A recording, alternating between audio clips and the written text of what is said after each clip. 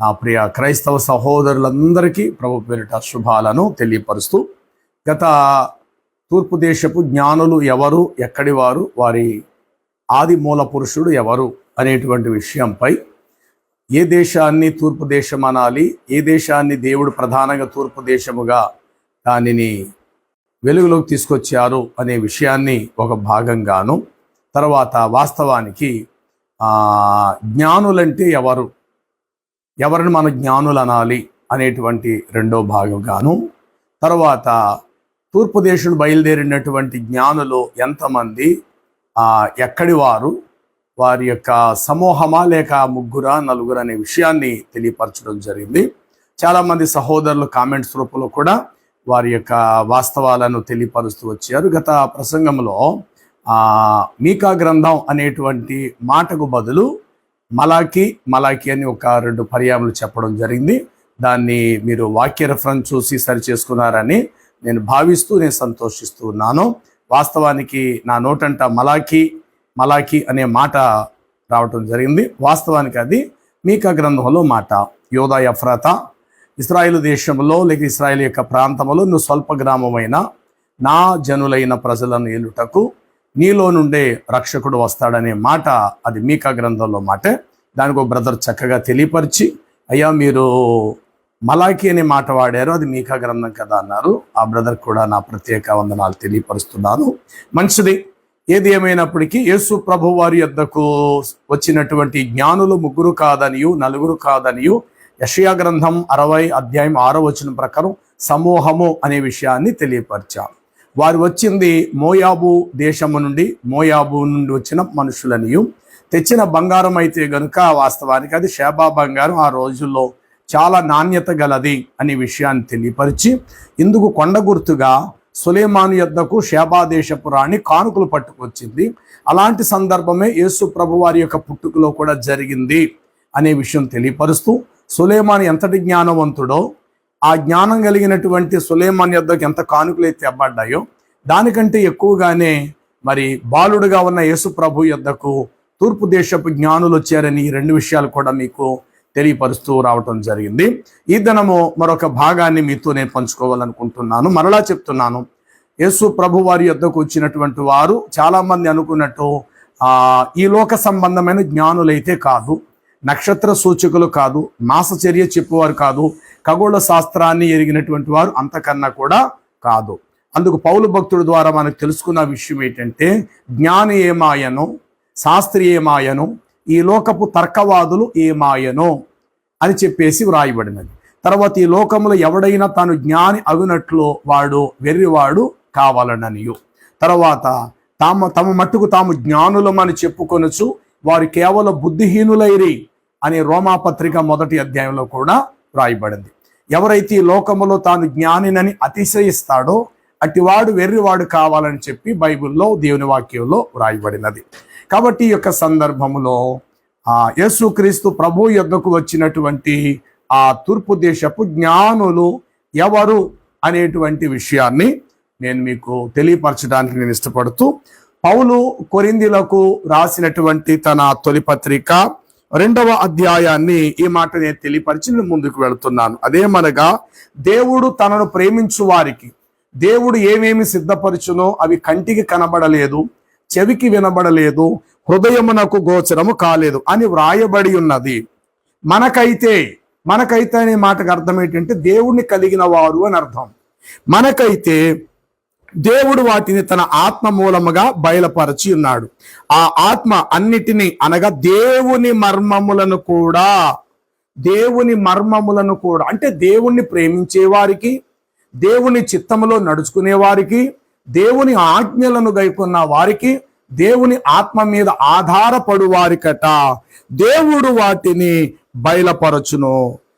ఇప్పుడైతే దేవుడు వాటిని మనకు ఆత్మ వలన బయలుపరిచి ఉన్నాడు. ఆ ఆత్మ అన్నిటినీ అనగా దేవుని మర్మములను కూడా పరిశోధించుచున్నాడు. ఒక మనుషుని యొక్క సంగతులు అతనిలో ఉన్న మనుషాత్మకే గాని మరి మనుషులలో మరి ఎవరికీ తెలియను. అలాగుననే దేవుని సంగతులు దేవుని ఆత్మకే గాని మరి ఎవరికి తెలియవు. అంటే దేవుని సంగతులు ఎవరికి తెలియపరచబడతాయి అనంటే దేవుని ఆత్మ కలిగిన వారికి దేవుని సంగతులు బయలుపరచబడతాయి. మరి తూర్పు దేశపు జ్ఞానులకు రక్షకుడు ఇజ్రాయేలీలో ఒకడు పుట్టాడనేటువంటి ఒక గొప్ప వాస్తవము ఆ తూర్పు జ్ఞానులకు తెలియపరచబడినది అనంటే వారిని ఇహలోక సంబంధమైన భౌతిక జ్ఞానులను అందామా? అలా అనమని బైబిల్ చెప్పట్లేదు, అందుకు ఒప్పుకోదు కూడా బైబిల్. ఏమో రాయబడింది ఇక్కడ అనంటే ప్రకృతి సంబంధమైన మనుషుడు. ఇంకా కిందకు వెళ్తే చాలా విషయాలు వస్తాయి, కానీ ఇప్పుడు ఒక మనుషుని యొక్క సంగతులు అతనిలో ఉన్న మనుషాత్మకి గాని మరి ఎవరికి తెలియవు. అలాగునే దేవుని సంగతులు దేవుని ఆత్మకే గాని మరి ఎవరికి తెలియవు. దేవుని వలన మనకు దయచేయబడు వాటిని తెలుసుకొనుటకై, అంటే దేవుని వలన మనకు తెలియచేయబడిన వాటిని మనము తెలుసుకొనుటకై మనము ఈ లోక సంబంధమైన లౌకిక ఆత్మను కాక దేవుని యొద్ద నుండి ఆత్మను పొందుకొని ఉన్నాము. అంటే దేవుని సంగతులు తెలియాలి అని అంటే వారి దేవునికి భాగస్థులై ఉండాలి, దేవుని ఆరాధించువారై ఉండాలి, దేవుని సంపూర్ణంగా ఎరిగి అర్థం చేసుకోగల వారికైతే దైవ సంబంధమైన తన ఆత్మ పాళ్ళు దేవుడు వారికి ఇస్తారు అని వ్రాయబడింది. అంతటి యేసు ప్రభు వారి యొద్దకు ఆ తూర్పు దేశపు జ్ఞానులు వచ్చారంటే ఇహలోక సంబంధ జ్ఞానులని దయచేసి అనుకోకండి. ఒక సహోదరుడు ఎవరో చెప్పారు, నీవు భారతీయుడువా లేక చైనా దేశానికి సంబంధించిన వాడవా అంటే, భారతదేశంలో మహారక్షకుడని యేసుక్రీస్తు వారిని చూడటానికి వెళ్ళారంటే భారతదేశంలో ఉన్న ఆనాటి ఋషులు మునీశ్వరులు యోగులు ఏమైనా తక్కువ గలవారా అని ఒక సహోదరుడు కామెంట్స్ రూపంలో చెప్పారు. అతడు తెలిసే అన్నారు తెలియక అన్నారు అన్న సంగతి నాకైతే తెలియదు, కానీ బైబిల్ ప్రకారంగా నేను చెప్పేది ఏంటంటే ఇహలోక సంబంధమైన ఏ జ్ఞాని కూడా నిజదేవుని ఏకత్వాన్ని గుర్తించగలిగే స్థితికి ఎవరు రారు. ఇది వాస్తవము. కాబట్టి ఈ అధ్యాయ ప్రకారముగా మనకైతే చూడండి చక్కగా వ్రాయబడినది, మనకైతే వాటిని తెలుసుకొనుటకు దేవుడు తన ఆత్మ సహాయము మనకు అనుగ్రహించెను అని అంటూ మరొక వచనం, అందులో 12వ వచనము, దేవుని వల్ల మనకు తెలియచేయబడిన వాటిని దయచేయబడిన వాటిని తెలుసుకొనుటకై లౌకికాత్మ కాక దేవుని వచ్చు ఆత్మను మనం పొందుకొని ఉన్నాము. మనుష్య జ్ఞానము చూడండి, మనుష్య జ్ఞానము నేర్పు మాటలతో కాక ఆత్మ సంబంధమైన సంగతులను ఆత్మ సంబంధమైన సంగతులతోనే సరిచూతుము. యేసు ప్రభువాడు ప్రకృతి సంబంధమైన వాడా ఆత్మ సంబంధమైన వాడా అనంటే పర సంబంధమైన వాడు, ఆత్మ సంబంధమైన వాడు, శరీరదారుడుగా ఈ లోకంలో ఆయన జన్మించారు. అలాంటి వాడిని తెలుసుకోవటానికి పూర్వ ప్రవక్తలు ఏ ఆత్మచేత కన్యకకు ఒక కుమారుడు పుడతాడని గాని, ఓ యూదా బెత్లెహేమ నా ప్రజలైన ఇశ్రాయేలు ఏలువాడు నీలో నుండి వస్తాడని మీకాలో చెప్పబడిన ఈ ప్రవక్తలు వట్టిగా చెప్పేశారంటారు. వారందరూ దేవుని ఆత్మ మూలముగానే ప్రవచనాలు ప్రవచించిరనందామా అని అంటే 100% వారు దేవుని ఆత్మ మీద ఆధారపడి దేవుని ఆత్మ వారిలోకి వచ్చి వారి చేత ప్రవచనాలను తెలియపరచటం జరిగిందనేది బైబిలే మనకు ప్రామాణిక గ్రంథం. ఈ కారణము చేతనే యేసు ప్రభు యొద్దకు వచ్చిన జ్ఞానులు ఖగోళ శాస్త్రజ్ఞులు లేకపోతే భూలోక జ్ఞానులు మాంత్రికులు జ్యోతిష్కులు మాత్రమైతే కారు గాని వారును కూడా పూర్వ ప్రవక్తల వలె ఆత్మ కలిగిన జ్ఞానులని చెప్పేసి ఈ వచనాలను బట్టి ముందు మనం అర్థం చేసుకుందారి. అలా చెప్పుకుంటూ మనుష్య జ్ఞానముతో నేర్పు మాటలతో కాక ఆత్మ సంబంధమైన సంగతులను ఆత్మ సంబంధమైన సంగతులతోనే సరిచూతుము. ఆత్మ నేర్పు మాటలతో వీటిని గూర్చి మేము బోధించుచూ ఉన్నాము. ప్రకృతి సంబంధమైన మనుషుడు దేవుని ఆత్మ విషయములను అంగీకరించాడు. ఎంత క్లియర్గా వ్రాయబడింది. ప్రకృతి సంబంధమైన జ్ఞానం గలవాడు కానీ ప్రకృతి సంబంధమైన ఉద్దేశాల ఆలోచనలు ఎరిగిన వాడు కానీ దేవుని ఆత్మ సంగతులు అవి అతడు అంగీకరించాడు. అవి అతనికి వెర్రితనముగా ఉన్నవి. అవి ఆత్మానుభవము చేతనే వివేచింపతగును. ఎంత క్లియర్ మాట. అంటే ఆత్మ సంబంధమైన విషయాలు దేవుని ఆత్మ అనుభవం గల వారికే విశదపరచబడతాయి, బయలుపరచబడతాయని పరిశుద్ధాత్మ ద్వారా ఈ కొరింథీ పత్రిక ద్వారా 2వ అధ్యాయం ద్వారా మనకి చాలా విషయాలు తెలియపరచబడుతున్నాయి. ఇంకా క్రిందకు వెళితే అవి ఆత్మానుభవం చేతనే వివేచింపదగును గనుక అతడు వాటిని లోక సంబంధమైన వాడు గ్రహింపజాలుడు, ఆత్మ సంబంధం అయిన వాడు అన్నిటినీ వివేచించును గాని అతడు ఎవని చేతనో వివేచింప తగడు.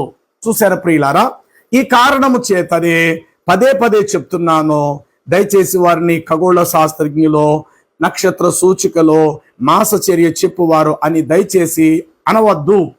వారు ఎవరంటే పూర్వ ప్రవక్తలు ఏ ఆత్మ పాళ్ళైతే పొందినారో, దేవుని సంగతులు వారికి ఎలాగైతే బయలుపరచబడినావో, ఈ తూర్పు దేశపు జ్ఞానులు అనబడిన వీరు కూడా ఆ దేవుని ఆత్మ సహాయము చేతనే ఆయన యుద్ధకు వచ్చారని నమ్మాలే తప్ప భూ సంబంధమైన ప్రకృతి జ్ఞానం కలిగిన వారైతే కారు. ఓకే, ఇక నక్షత్రము గూర్చి కొంత లోతైన విషయంలో కూడా మనం వెళదాము. తర్వాత ఆ తూర్పు దేశపు జ్ఞానులు ఎవరంటే సాక్షాత్తు వారు మోయాబీలే. రండి మరలా చదువుదాము. సంఖ్యాకాండం 24:17వ వచనాన్ని మీరు చదవగలిగితే అక్కడ వాక్యములో ఇట్లా వ్రాయబడి ఉంటుంది. సంఖ్యాకాండములు అంటాడు, నక్షత్రము యాకోబులో ఉదయించును, రాజదండము ఇజ్రాయేలీలో నుండి లేచును, అది మోయాబు కలహవీరులను కొట్టును. చాలు చూడండి, ఎప్పుడైతే మోయాబీలను ఆ నక్షత్రం వచ్చి కొడతాది అని బిలాము అనేటువంటి ప్రవక్త ఆ మాట ప్రవచించాడో, శపించమని వారు డబ్బిచ్చారు ఇజ్రాయేల్ని. కానీ నేను శపించలా, తిరిగి నక్షత్రం ఇజ్రాయిల్లో నుండి లేస్తాది, మోయాబీలైన మిమ్మల్ని కొడతాదా నక్షత్రం అనేటప్పటికి ఆ రోజు నుండి మోయాబీ గుండెల్లో ఒక మాట చెప్పాలంటే బరువెక్కిపోయాయి. అయ్యో, ఇతడు చెప్పింది భవిష్యత్తులో జరగచ్చు, అంటే ఇజ్రాయేల్లో నుండి ఒక నక్షత్రం అనే రక్షకుడు పుడతాడు, ఆయన వచ్చి మన మోయాబీలు లేకుండా చేస్తాడేమో అని భయముతోటి ఆనాటి దినమో లేక తారీఖు, ఆ నెలలో, ఆ కాలాన్ని మొత్తం మీద మోయాబీలు తమ గ్రంథములో వాటిని సిద్ధపరచుకున్నారు. సరిగ్గా యేసు ప్రభు వారు జన్మించే సమయానికి ఒక నక్షత్రము మోయాబు ప్రాంతానికి సరిహద్దులలో, ఆ ఆకాశ నక్షత్రాల్లో ఒకటి భూమికి లేక మోయాబు ప్రాంతానికి దగ్గరగా దిగి రావడాన్ని బట్టి ప్రకృతి పరంగా వారు భయపడ్డారు. ఇప్పుడు మనమైనా ప్రతిరోజు సూర్యుడు కనబడే ఆ సైజు కంటే ఇంకాస్త 2 రెట్టింపులు సూర్యుడు పెద్దదిగా కనబడితే ప్రపంచం స్తంభించిపోతారు. ఇక ప్రపంచ మీడియాలో అందరూ కూడా పరిగెలేడేస్తారు, అన్ని దేశాల వారు కూడా. ఎందుకంటే అది వాస్తవం. అలాగే చంద్రుడు ఎప్పుడు కనబడేదానికంటే 4 రెట్టింపులు పెద్దదిగా భూమికి దగ్గరగా వస్తే చాలా ఆశ్చర్యపడతాం మనం. అలాగే నక్షత్రాలు కోట్ల సంఖ్యలో ఉన్న వాటిలో ఏ నక్షత్రమైన భూమికి బాగా దగ్గరకు వచ్చి ఒక చంద్రుడంత నక్షత్రంగా కనబడితే గనుక ప్రపంచ దేశాలన్నీ దాని మీద ఫోకస్ చేస్తాయి. ఇది అందరికీ తెలిసిన విషయమే. అలాగే మోయాబు ప్రాంతానికి ఒక నక్షత్రము కాస్త సమీపించేసరికి మోయాబీలు గుండెలు బరువులెక్కాయి. మీరనొచ్చు, యేసు ప్రభు పుట్టారు కాబట్టి క్రొత్తగా నక్షత్రము పుట్టిందేమో అని. వాస్తవానికి రండి, 147వ కీర్తన గ్రంథాన్ని మనం చదివితే గనుక అక్కడ వాక్యములో ఇట్లా వ్రాయబడి ఉంటుంది. 147వ సంకీర్తన భాగము చూస్తే అక్కడ నక్షత్రములకు పేర్లు పెట్టిన వాడు ఆయనే వాటికి పేర్లు పెట్టి వాటిని నియమించెను. చూడండి, ఆ యొక్క కీర్తనల గ్రంథము నక్షత్రముల సంఖ్యను ఆయన నియమించి ఉన్నాడు, వాటన్నిటికీ అంటే నక్షత్రములకు పేర్లు పెట్టిన వాడు పేరు పెట్టి నేను యాకోబు, నేను నిన్ను పిలిచితినని చెప్పిన దేవుడు నక్షత్రాల్లో ఒక నక్షత్రం భూమికి సమీపముగా వెళ్ళమని చెప్పటం ఆశ్చర్యమా? కోట్ల కొలది నక్షత్రాలు. ఇప్పుడు దేవదూతలు ఉన్నారు, మరలా భూలోకానికి ఎవరో ఒక గాబ్రియల్ దూత రావటానికి కొత్త దేవదూతను దేవుడు సృష్టించక్కర్లా. ఉన్న దూతలే కోట్ల సంఖ్యలో ఉన్నారు. ఏ సమయానికైనా ఏ దూతనైనా దేవుడు వాడుకొనవచ్చును. అలాగే భూమి మీద కోట్ల కొలది ప్రజల్లో ఎవరినైనా వాడుకోవచ్చు. మనిషి ఈ రూపంలో ఉంటుండగా వింత రూపంలో, విచిత్ర రూపంలో క్రొత్త మనిషిని దేవుడు సృష్టించక్కర్లేదు. ఆలోచన చేయండి. ఇదే కారణం చేత యేసు ప్రభు వారు జన్మించిన సమయంలో కొత్తగా నక్షత్రం వెలిసింది అన్నమాట దయచేసి అనకండి. ఉన్న నక్షత్రాలలోనే ఒక నక్షత్రం భూమికి సమీపించిందని చెప్పటానికి రండి. యోబు గ్రంథం 38వ అధ్యాయం 31 వచనము నుండి 33 వచనం వరకు చదువుదాము. చూడండి, అక్కడ చెప్పబడిన మాట ఏమిటంటే, కృత్తిక నక్షత్రములను మనుషుతో దేవుడు అంటున్నాడు, కృత్తిక నక్షత్రములను నీవేమైనా ఓ మనుషుడా, నేను పంపించే నక్షత్రాలను నువ్వేమైనా బంధించగలుగుతావా? మృగశీర్షక కట్లను నువ్వు విప్పగలుగుతావా? అవి వాటి వాటి కాలములలో నక్షత్ర రాసులను వచ్చినట్లు నువ్వు చేయగలవా? సప్తఋషి నక్షత్రములను వాటి ఉపనక్షత్రములను నీవు నడిపించగలుగుతావా? చాలు. ఇప్పుడు నక్షత్రం ఏమైంది? వారికి ముందుగా నడిచెను. ఏ నక్షత్రం ఇది అనంటే, యోబు గ్రంథములో, కీర్తనల గ్రంథములో నక్షత్రములు కోట్ల సంఖ్యలో సృష్టించిన వాడవు నీవే, వాటికి పేర్లు పెట్టిన వాడవు కూడా నీవే. అలాంటి నక్షత్రాలలోని ఒక నక్షత్రము యేసు జన్మలో భూమికి కొంచెం దగ్గరగా దేవుడే పంపించాడు. అంతే తప్ప సృష్టిలో కొత్త నక్షత్రం పుట్టింది. కొత్త నక్షత్రం అన్న ఎవరు పుట్టించాలండి? నక్షత్రం పిల్లలు పెడతాయా? నక్షత్రాలు స్వతాతంగా పిల్లలను కంటాయా? నక్షత్రాన్ని పుట్టించాలని దేవుడే పుట్టించాలి. కానీ కొత్తగా నక్షత్రం పుట్టించవలసిన అవసరత దేవుడికి లేదు. ఉన్న నక్షత్రాలలో ఒక నక్షత్రాన్ని భూమికి పంపిస్తాడు. ఇదే మాట ఆదికాండం 15వ అధ్యాయాన్ని మీరు చదవగలిగితే గనుక 5వ వచనములో అబ్రహాముతో దేవుడి మాట చెప్తాడు. మరియు ఆయన మైదానములోకి బయటకు తీసుకొని వచ్చి, నీవు ఆకాశము వైపు కన్నులెత్తి తేరి చూచి నక్షత్రములను నీవు లెక్కించుటకు నీకు చేతనైతే వాటిని లెక్కించుమని చెప్పారు. ఎవరండి? నక్షత్రములను సృష్టించిన సృష్టికర్త. ఎవరితో చెప్పాడు? మూల పురుషుడైన అబ్రహాముతో, విశ్వాసులకు తండ్రితో చెప్పాడు. అబ్బాయ్, నీ నుండి నేను ఇవ్వబోయేటువంటి ప్రజలు అలాగా విశ్వాసములో నక్షత్రాలుగా ఉంటారని దానియేలులో కూడా 12వ అధ్యాయంలో చెప్పుకొచ్చాడు. ఏమని? బుద్ధిమంతులైతే ఆకాశ మండలములోని నక్షత్రాలుగా ప్రకాశిస్తారు. ఎవరు అనేకులను ప్రభు తట్టుకు త్రిప్పుదురో వారు నక్షత్రాల వలె ప్రకాశిస్తారు అంటాడు దానియేలు గ్రంథం 12వ అధ్యాయము ఆ యొక్క 3వ వచనములో 4, 2, 3 వచనాలు మనసు చాలమ్మా. కాబట్టి అక్కడ నక్షత్రాల ప్రస్తావన వచ్చింది. అబ్రహాం దగ్గర నక్షత్రాల ప్రస్తావన వచ్చింది. 147వ కీర్తనలో నక్షత్రాలను సృజించి వాటికి పేర్లను పెట్టువాడు ఆయనే అనే ప్రస్తావన వచ్చింది. యోబు గ్రంథములు అంటాడు, శీర్షిక చూడండి, కృత్తిక నక్షత్రములను నీవు బంధించగలుగుతావా? అంటే అవి ప్రయాణాలు చేస్తున్నప్పుడు, అవి కదులుతున్నప్పుడు భూమి మీద నువ్వు మానవుడా, ఆ నక్షత్రాలు కదలకుండా నువ్వు చేయగలుగుతావా అంటాడు దేవుడు. తర్వాత మృగశిరక కట్లను నువ్వు విప్పగలుగుతావా? వాటి వాటి కాలములలో నక్షత్రములు వచ్చినట్లు నువ్వు చేయగలవా?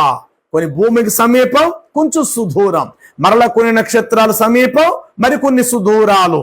ఇలాగా వాటి వాటి కాలములను బట్టి నీవేమైనా నక్షత్రాలను నువ్వు త్రిప్పగలుగుతావా, నువ్వు నడిపిస్తావని మానవ జాతికి నక్షత్రముల యొక్క సృష్టికర్త ప్రశ్నిస్తున్నాడు. తర్వాత కిందకు వచ్చేసరికి అక్కడ అంటాడు ఆ చక్కటి మాట, ఆకాశమండలపు కట్టడలను నీవేమైనా ఎరుగుదువా అని అంటూ, సప్తఋషి నక్షత్రములు వాటి ఉపనక్షత్రములు నీవేమైనా నడిపించగలుగుతావా? నో. ఇప్పుడు నక్షత్రం జ్ఞానులను నడిపించింది. నక్షత్రాన్ని జ్ఞానులు నడిపించలేదు. జాగ్రత్తగా అర్థం చేసుకోండి. నక్షత్రాన్ని జ్ఞానులు నడిపించాలా, జ్ఞానులనే నక్షత్రము నడిపించాను. ఈ నక్షత్ర మండలం, నక్షత్ర రాసులు, కోట్ల కొలది విశ్వములో ఉన్న నక్షత్రాలు, వాటికి పేర్లు పెట్టిన మహానుభావుడు సృష్టికర్త అయిన ప్రభువైన దేవుడు.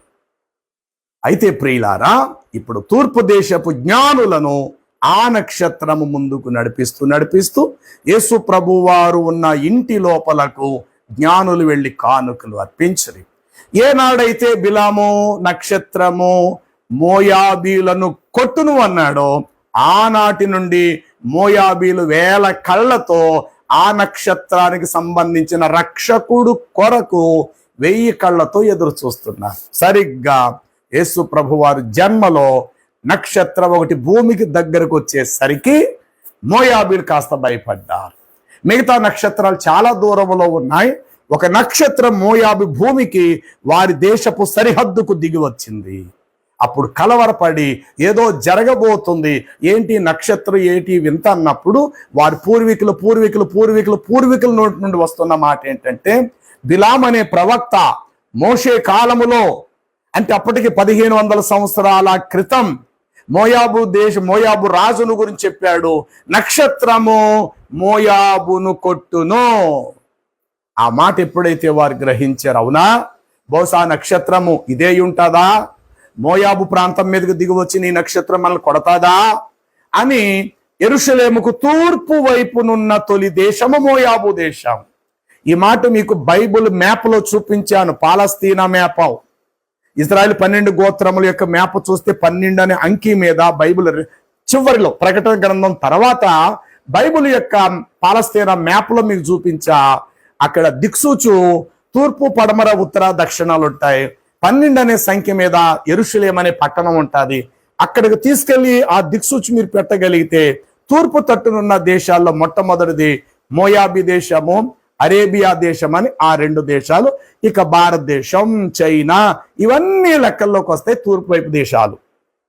వినండి, ఎప్పుడైతే ఆ నక్షత్రాన్ని చూసి వారు కాస్త కలవరపడ్డారో ప్రారంభంలో, అందులో దేవుణ్ణి కలిగిన వారు, మీరు అనొచ్చు మోయాబీలు దేవుణ్ణి కలిగి ఉంటారండి, మోయాబీలు దేవుణ్ణి కలిగి ఉంటారా అని మీకు ఆశ్చర్యం రావచ్చు. రండి, మోయాబుల గురించి అసలు దేవుడు ఏం చెప్పాడు మీకు అర్థం కావాలి. మోయాబును గురించి మీకు అర్థం కావాలి అంటే ఆది కాండం, ద్వితీయోపదేశ కాండము 2వ అధ్యాయాన్ని మనం చూడగలిగితే గనుక వాస్తవం మనకు బయలుపరచబడతాది. 9వ వచనము,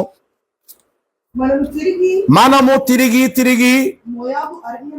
మోయాబు యొక్క అరణ్య మార్గములో ప్రయాణము చేయుచుంటుండగా దేవుడు నాతో ఇట్ల నేను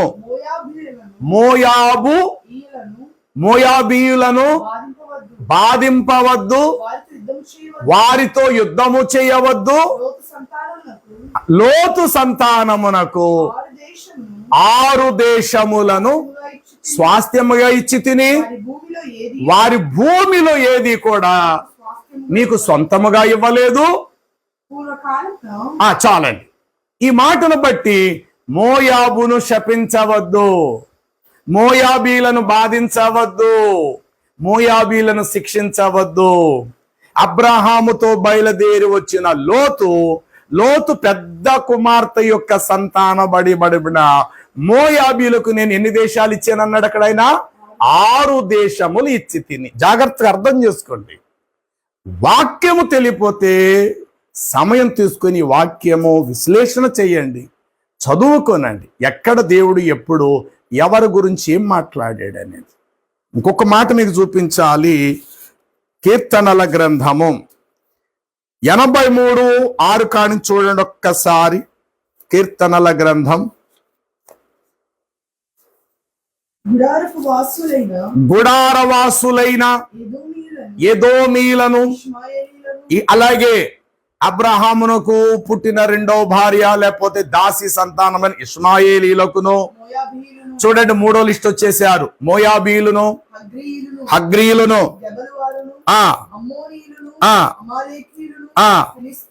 ఓకే. విరోధముగా నిబంధన చేసి ఉన్నారు. అష్షూరు దేశస్థులు వారితో కలిసి ఉన్నారు. లోతు వంశస్థులకు వారు సహాయం చేయుచున్నారు. విజ్ఞానులకు నీవు చేసినట్లు ఈశాను ఏతియొద్దను నీవు సిసెరాకును యాబీరునకును చేసినట్లు వారికి చేయము. వారు ఎందోరులో నశించిరి, భూమికి పెంటాయిరి. ఓరేబు జయేబు అని వారికి నీవు చేసినట్లు వారి ప్రధానులకు చేయము. చాలు. ప్రారంభములో వీళ్ళందరూ ఇశ్రాయేలుకి శత్రువులే. ఆఖరికి ఇష్మాయేలు సంతానం అనబడిన ఎదోమీలు లేకపోతే ఆ యొక్క ఇష్మాయిల్ యొక్క సంతానములో ఏ యాషావు సంతానము జాయిన్ అయిపోయారు. అలాగే కెతోరాకు పుట్టిన 6 కొడుకులు కూడా అబ్రహాముకు పెద్ద కుమారుడుగా పుట్టిన ఇష్మాయిల్ వంశావళిలో జాయిన్ అయ్యారు. అబ్రహాం యొక్క 3వ భార్య, ఆమె పేరు కెతోరా. కెతోరాకు సరిగ్గా 6 కొడుకులు పుట్టారు. జిమ్రాను, యక్షాను, మేదాను, మిద్యాను, ఇష్బాకు, షువాహు. ఈ 6 కూడా ఇంటిలో నుండి ఇస్సాకు ఉంటున్న రోజుల్లోనే పెద్ద కుమారుడుగా ఉన్న ఇష్మాయిల్ని ఎట్లా అయితే దేవుడు బయటకు పంపించేసినాడో, లేక దేవుడు చెప్పాడో అబ్రహాం బయటకు పంపించినాడో, అలాగే కెతోరాకు పుట్టినటువంటి పిల్లలను కూడా తూర్పు తట్టునకు వారికి బహుమానములు ఇచ్చి తూర్పు తట్టునకు పంపివేసిననే మాట మీకు కనబడతాది. చూడండి, ఆ పంపించిన వారిలో 6 కుమారులలో మిద్యాను, ఈ మిద్యాను పూర్తిగా ఇష్మాయిల్ యొక్క జాబితాలో చేర్చబడ్డారు. యోసేపును 20 తులాలు వెండికి కొనబడింది. ఎవరు కొనుక్కున్నారు తెలుసా? మిద్యానీలు అనబడిన ఇష్మాయేలీలు యోసేపును 20 తులాలు వెండికి కొనిరి అని రాయబడినది. ప్రారంభ దశలో ఇప్పుడు చెప్పిన ఈ లిస్టు ప్రకారం అందరూ ఇశ్రాయేలీలకు శత్రువులే. కానీ అందులో ఒక్క గోత్రం అనగా మోయాబీలను మాత్రము దేవుడు ఏర్పరచుకున్నాడు. దీనికి ఒక కొండ గుర్తు నేను చెప్తాను, వినండి. కీర్తనల గ్రంథం 60 సంకీర్తన 7వ వచనం కాని చదువుదాం. గిలాదు నాది. చూడండి, గిలాదీలు నావారు, మనష్షేవారు నావారు, ఎఫ్రాయిము నాకు శిరస్త్రాణము, యూదా నా రాజదండము, మోయాబు నేను కాళ్ళు కడుక్కునే. ఎంత అద్భుతము!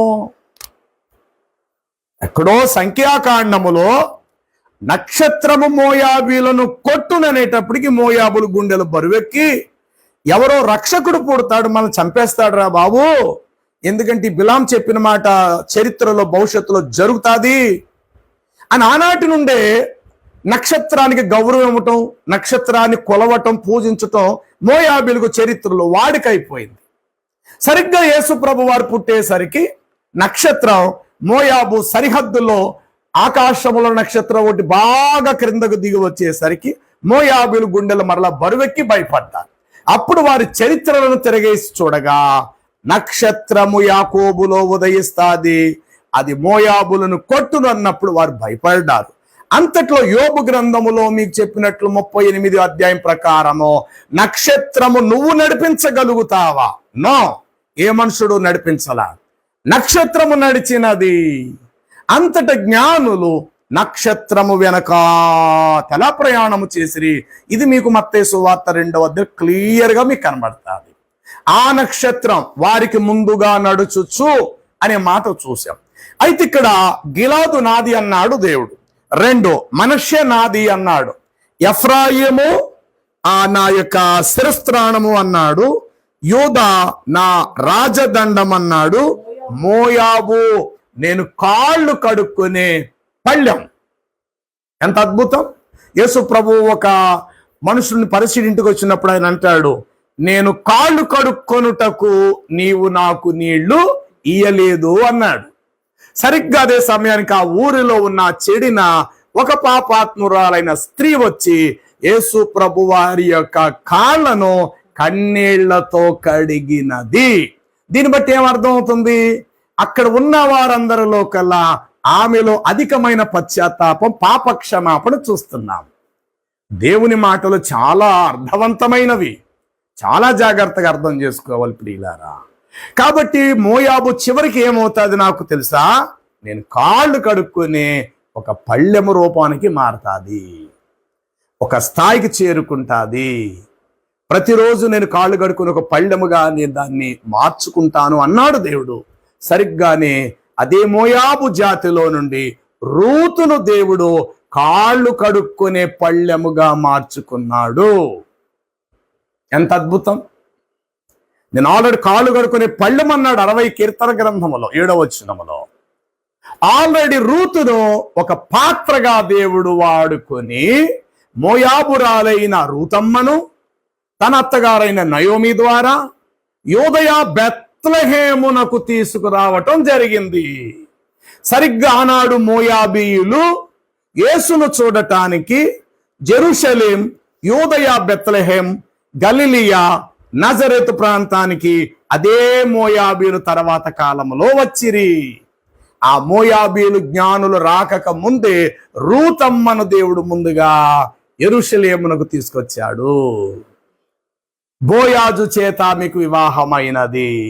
యేసు ప్రభు వారి యొక్క వంశావళిలో రూతమ్మ కూడా ఒక తల్లి స్థానములో చేర్చబడినది. ఏమంటే ఈ విషయాలన్నీ లోక జ్ఞానులకు అర్థము కావు. తెలియక ఎవరెవరో అనుకుని ఇప్పటి వరకు మీరు మాట్లాడతారు. కానీ లేఖనాధారాలను బట్టి చూస్తే దేవుని ముందస్తు, ఆయన ముందుజ్ఞ ఆలోచన, ఆయన దూరదృష్టి, ఆయన దివ్య దృష్టి, ఆయన ఆలోచనలన్నీ కూడా ఏది కూడా చెక్కు చెదరక బైబుల్ గ్రంథముల ప్రతి దాన్ని దేవుడు దాచిపెట్టాడు ప్రియులారా. కాబట్టి బాగా బైబిల్ చదవండి, దేవుని ఆత్మ మీద ఆధారపడండి, లేఖన భాగాలను పరిశోధన చేయండి. నిజంగా దేవుడికి నీకు బయలుపరచాలనే ఆలోచన దేవుడికి ఉంటే అది నీకైనా నాకైనా దేవుడు బయలుపరుస్తాడు. ఆయన బయలుపరచలేదా? మౌనం దాల్చండి. మీకు ఏది తెలియవలసింది అది మాత్రమే చెప్పండి తప్ప తెలియలేని దాంట్లో పేరు రావాలి, గొప్ప రావాలి, తలదూర్చడానికి ప్రయత్నం చేయకండి. ఇప్పటి వరకు దీంతో 4వ అంశం, నేను ప్రతిదీ బైబిల్ను దాటకుండా బైబిల్లో ఏదైతే ఉందో బైబిల్ని ఆధారంగా చేసుకొని దేవుని ఆత్మ మీద ఆధారపడుతూ పూర్వం నుండి పలకబడిన ఒక్కొక్క విషయాన్ని మీకు బయలుపరుస్తూ రావటం జరిగినది. కాబట్టి ఇప్పుడు నేను కాళ్ళు కడుక్కునే పళ్ళెము మోయాబు అన్నాడు. ఈ మోయాబుని గురించి ఇంకా ఇర్మియా గ్రంథము 47వ అధ్యాయము లేదంటే 48వ అధ్యాయం మొదటి మాట చూద్దాం. మోయాబును గూర్చినది ఇశ్రాయేలు దేవుడు ఈలాగు సెలవిచ్చున్నాడు. ఈ అధ్యాయం అంతా మోయాబును గూర్చినటువంటి వాస్తవం. ప్రారంభ వచనం చదివారు కదా ఇప్పుడు మీరు, అదే ఇర్మియా చివరి వచనం చదివండి ఒక్కసారి, అనగా 47. అయితే అంత్య దినములలో చెరపట్టబడిన మోయాబు వారిని నేను తిరిగి రప్పించేదను, ఇదే యెహోవా వాక్కు, ఇంతటితో మోయాబును గూర్చిన శిక్షా విధి ముగిసెను. చాలు, క్లోజ్. ఈ ఇర్మియాకి యేసు ప్రభు వారు పుట్టిన కాలానికి మధ్యలో దాదాపు 600 సంవత్సరాలు పైబడే. అప్పుడే మోయాబు యొక్క శిక్ష పూర్తయింది. అసలు మోయాబు శిక్ష ఏంటి మీకు నేను చూపించాల ఒక్కొక్క మాట కూడా ఈ 48 అధ్యాయంలో. చూడండి 15వ వచనం మొదటి మాట, మోయాబు పాడైపోచున్నది. నెంబర్ 1, ఎందుకు ఆ శిక్ష పూర్తయినదో వివరణ మీకు ఇస్తున్నాను. నెంబర్ 1 15వ వచనం, మోయాబు పాడైపోచున్నది. 16వ వచనం మొదటి మాట, మోయాబునకు సమూల నాశనము సమీపి. ఇక్కడ నాశనము సమీపం, ఇక్కడ నాశనము ముగించబడింది అన్నాడు. తర్వాత 20వ వచనం, మోయాబు పడగొట్టబడినదై అవమానము నొందుచున్నది. 24 మోయాబు దేశపు పురములన్నిటికీ శిక్ష విధింపబడుచున్నది, మోయాబు యొక్క శృంగము నరికివేయబడి ఉన్నది. 28 వచ్చున్నాము, మోయాబు నివాసులారా, 28 మోయాబు నివాసులారా ఇక మీరు మీ పట్టణాలను వీడువడి. తర్వాత 33 ఎన్నో వచ్చున్నాము, 29వ వచనం, మోయాబీల గర్వమును గూర్చి వింటిని, వారు బహు గర్వపోతులయ్యుండిరి. 31వ వచనం, కాబట్టి మోయాబు నిమిత్తము నేను అంగలార్చుచున్నాను, మోయాబు అంతటిని చూచి కేకలు వేయుచున్నా. ఏవండి ఈ అధ్యాయం అంతా మోయాబు మోయాబు మోయాబు గురించి. ఇంకా చాలా విషయాలు. 33, మోయాబు దేశములో నుండి ఆనందమును సంతోషము తొలగిపోయెను. 35వ వచనం, ఉన్నత స్థలమున బలులర్పించు వారిని, దేవతలకు ధూపము వేయు వారిని మోయాబు దేశములో లేకుండా. అంతకుముందు ఏం చేశారు వీళ్ళు? ఈ విషయాలను బట్టి అంతకుముందు ఏం చేశారంటే దేవతలను పూజించేవారు వీరు. దేవతలను పూజించేవారు, కొండలకు పోయేవారు, విగ్రహారాధన చేసేవారు ఈ మోయాబీలు కూడా. ఈ ఇర్మియా గ్రంథానికి పూర్వమే, దావీదు కాలానికి పూర్వమే మోయాబు దేశము నుండి ఒక విధవరాలైన రూతును దేవుడు ఏర్పరచుకున్నాడు. ఆనాటి నుండి ద్వితీయోపదేశకాండము 2:9 మోయాబును మీరు శిక్షించకండి, మోయాబును బాధించకండి, 6 దేశములు నేను వారికి ఇచ్చాను, వారి మీద పగ పెట్టుకోవద్దు, వారి సరిహద్దుల్లో ఏది మీ సొంతం కాదు అని ఎక్కడైతే ద్వితీయోపదేశకాండములు చెప్పాడో అక్కడే దేవుడికి ఒక ప్రణాళిక ఉంది మోయాబీల పట్ల. సరిగ్గా మోయాబు దేశము నుండి యెరూషలేముకు రూతమ్మ ఒక నక్షత్రముగా ఎట్లాగైతే వచ్చిందో, అలాగే మోయాబు దేశము నుండి జ్ఞానులు యెరూషలేమునకు వచ్చిరి. ఈ మోయాబు దేశాన్ని గురించి ఎన్నో ప్రవచనాలు ఉన్నాయి. మోయాబు ఎవరో కాదు, ఆ యొక్క లోతు సంతానం. అదేంటనేది ముందు భవిష్యత్తులో తెలియపరుస్తాను. కాబట్టి ఇక్కడ ఉన్నత స్థలము యొక్క బలులు అర్పించు వారిని, దేవతలకు ధూపము వేసేటువంటి వారిని మోయాబులో ఇక లేకుండా. చాలంతే, క్లోజ్. ఈ కారణం చేత మోయాబీలు కూడా సృష్టికర్త మీద ఆధారపడిన జనులు. అది రూతమ్మను బట్టి మోయాబీలకు, యూదులకు దైవ సంబంధం ఏర్పడినది. వీరచ్చటకు వారిచ్చటికి రావటాలు ఇలాగ చరిత్రలో చాలా కాలం నడిచింది. ఇక ఇజ్రాయేలు ఏ సృష్టికర్త అయినటువంటి ప్రభుని ఆరాధిస్తున్నారో సరిగ్గా అదే సృష్టికర్త అయిన ప్రభుని మోయాబీలు కూడా ఆరాధించటం మొదలుపెట్టారు. యేసు పుట్టేసరికి నక్షత్రం ఎప్పుడైతే ఆ మోయాబు దేశాన్ని సమీపానికి వచ్చినదో అప్పుడు వారు కలత చెంది, ఎప్పుడో బిలాము చెప్పాడు కదా ఏమిటి సంగతి అనేసరికి నక్షత్రము నడవటం ప్రారంభించాను ముందుకి.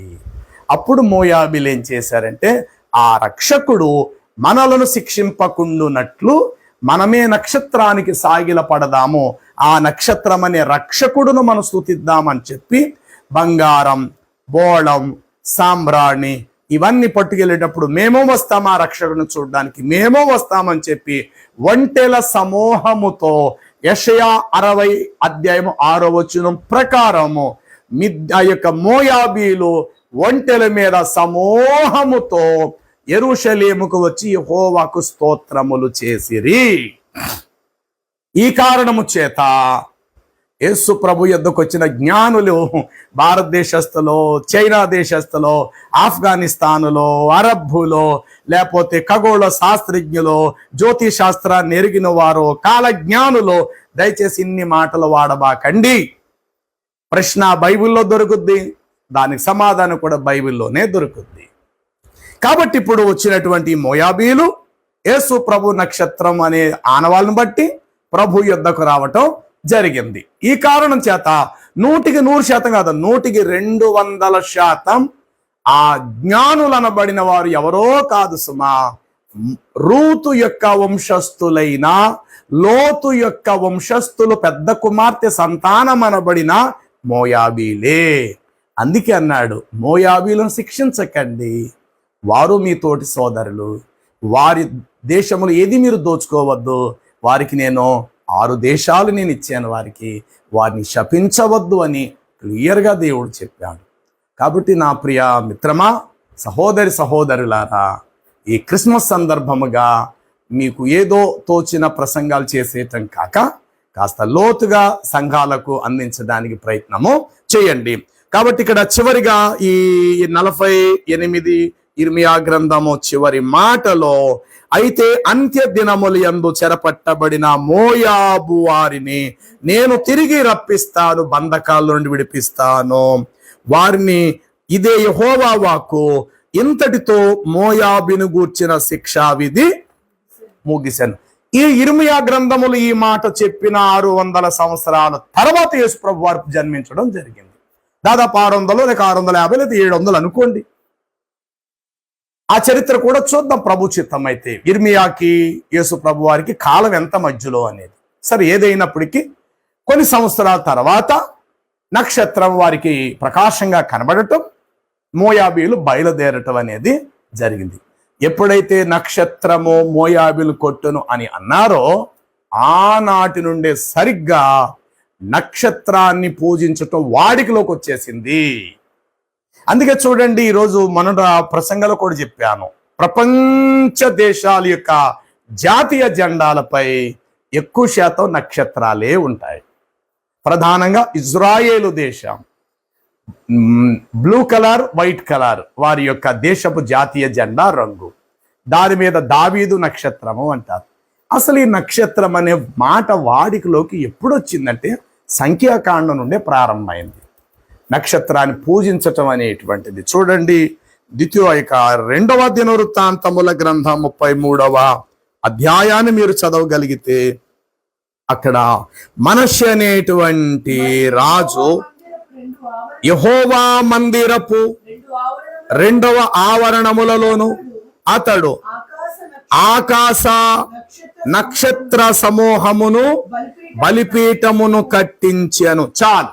అంటే అటు ఇజ్రాయేలు రాజులు కూడా నక్షత్రములను పూజించటం మొదలుపెట్టారు. ఓహో, నక్షత్రం మాలో పుడతాదట, నక్షత్రం యాకోబుల నుండి లేస్తాదట, యాకోబు సంతానం అయితే మేమే ఇజ్రాయేలీలమే కదా అని చెప్పి ఇజ్రాయేలీలందరూ కూడా నక్షత్రాన్ని పూజించటం అటు నక్షత్రాలకి నక్షత్రం పూజించటం ఇజ్రాయేల్కి వాడికిలోకి వచ్చేసింది. ఇటు మోయాబీలు కూడా నక్షత్రము పూజించటం వాడికిలోకి వచ్చింది.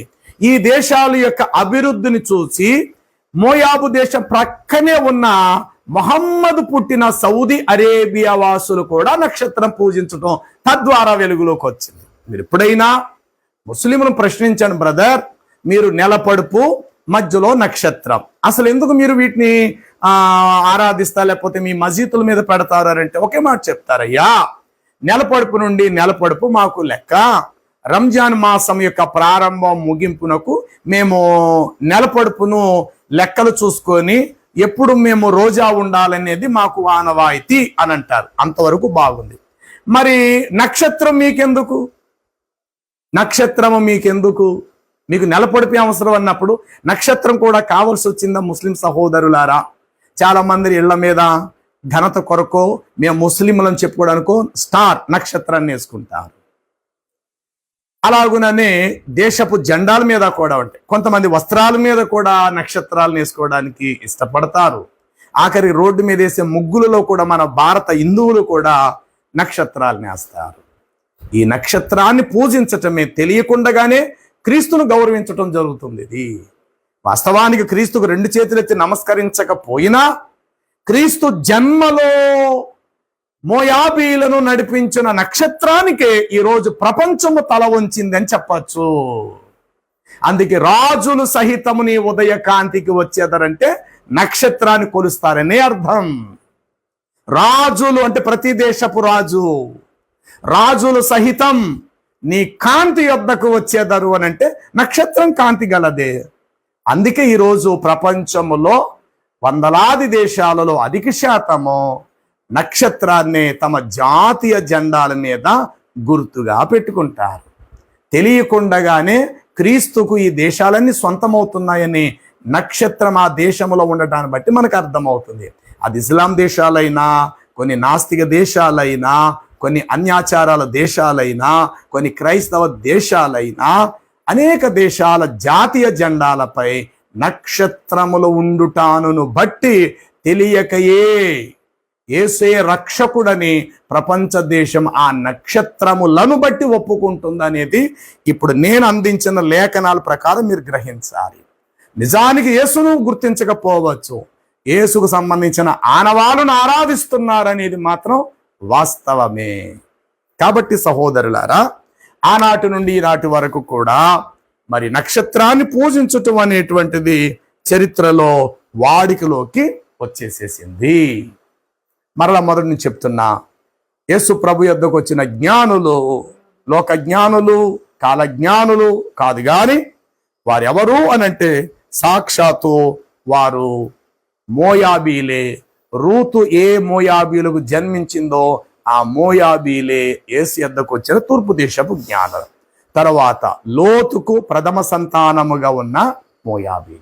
ఆ మోయాబుల కోసమే 2:9 చెప్పాడు, 6 దేశాలు వారికి ఇచ్చాను, వారికి స్వాస్థ్యంగా, అందులో మీరు చొరబడకండి, వాటిలో మీరు ఏది దోచుకోవద్దు, వారికి కీడు చేయకండి, వారిని బాధించవద్దు, వారు మిమ్మల్ని బాధించినా సహించండి, కొంతకాలానికి నేను కూడా వారికి విడుదలనిస్తాను. ప్రారంభ రోజుల్లో ఆ మోయాబీలు ఇజ్రాయెల్ కూడా చాలా వరకు బాధించారు, కానీ మీరు మాత్రం వారిని బాధించకండి, ఎందుకంటే భవిష్యత్తులో మోయాబీలను గురించి నేను ఒక ప్రణాళికను కలిగి ఉన్నాననేది విశ్వకర్త అయినటువంటి దేవుని అద్భుత ప్రణాళిక అయి ఉన్నది.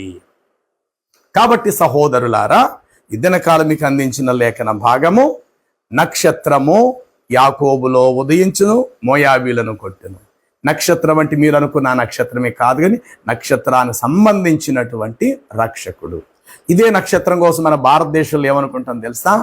ఏ నక్షత్ర జాతకాన్ని పుట్టాడోరా బాబు వీడు, అదిగో అతని నక్షత్ర బలం మంచిది కాదు, అతని పేరు బలం మంచిది కాదు, నక్షత్ర బలాన్ని బట్టి పేరు పెట్టాలా అని ఇలాంటి వాడిక ఈ భారతదేశానికి కూడా ఎందుకు వచ్చిందో తెలుసా? అది కూడా క్రీస్తుకు సంబంధించింది. అటు మోయాబీలు, అటు అరబ్ దేశస్తులు, అరబ్ దేశానికి ప్రక్కనున్న మన భారతదేశం, ఇటు పాకిస్తాన్, కజకిస్తాన్, ఈ దేశాలన్నిటి మీద నక్షత్ర వారి జాతి జెండాల మీద ఉండటానికి కారణం అది యేసుకు సంబంధించింది. కాబట్టి యేసు సర్వభూమికి మహారాజు అయి ఉన్నాడు. రాజులు సహితం నీ ఉదయ కాంతికి వచ్చేదరన్న మాట కూడా దీనికి సంపూర్ణ అర్థం. దయచేసి సహోదరులు, మీరు కామెంట్స్ రూపంలో ఏమైనా తెలియపరచండి, సంతోషం. తర్వాత నా ఫోన్ నెంబర్ కూడా మీకు ఇచ్చాను, మాట్లాడండి. ఇంకేమైనా తెలుసుకోవాలనుకుంటే నా అడ్రస్ కూడా మీకు చెప్పాను, వచ్చి కాస్త మీరు ఏమైనా తెలుసుకోవాలంటే గ్రంథాలను పట్టుకొని రండి, మీ సందేహాలు కూడా తీర్చుకుందాం. తర్వాత దేవుని చిత్త ప్రకారంగా అసలు యేసు ఎందుకు పుట్టారు, ఆ నక్షత్రం యేసు ప్రభువు యొక్క పుట్టుకలో ఎందుకు ఆ నక్షత్రం ప్రకాశించినది, అసలు యేసు ప్రభు వారి పశువుల తొట్టెలోనే ఎందుకు పరుండబెట్టబడ్డారు, నీవు యూదులకు రాజు అన్నప్పుడు రాజు అనేవాడు ఉన్నత స్థానం గలవాడు కదా, మరి యేసు ఎందుకు ఒక పశువుల తొట్టెలో పరుండబెట్టబడ్డారు, ఆయన పుట్టుకలో స్థలమే ఎందుకు దొరకలేదు, ఇలాంటి చాలా విషయాలు ఉన్నాయి. వీటిని ప్రభు చిత్తమైతే మరొక అంశములో నేను మీకు తెలియపరుస్తాను. అంతవరకు దేవుని కృపాక్షేమాలు మనకు తోడై నడిపించునుగాక. Amen, amen, amen. Thank you.